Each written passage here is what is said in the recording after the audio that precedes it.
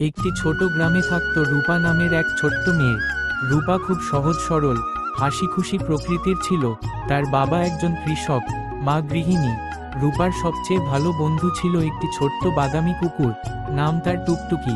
টুকটুকিকে রূপা রাস্তা থেকে কুড়িয়ে এনেছিল যখন সেটি খুবই দুর্বল ও অসহায় ছিল। প্রতিদিন সকালে রূপা স্কুলে যাওয়ার সময় টুকটুকি তার সঙ্গে হেঁটে যেত।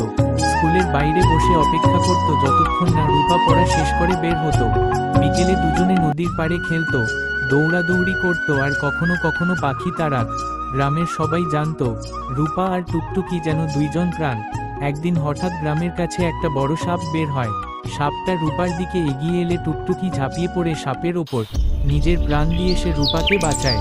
টুকটুকির সাহসিকতা দেখে পুরো গ্রাম অভিভূত হয়। রূপা অনেক দিন ধরে দুঃখ পেয়েছিল, কিন্তু সে জানত টুকটুকি সত্যিকারের বন্ধুর মতো নিজের জীবন দিয়ে তাকে বাঁচিয়েছিল। আজও রূপা নদীর পাড়ে বসে টুকটুকির কথা ভাবে, চোখের কোণ ভিজে ওঠে। টুকটুকি শুধু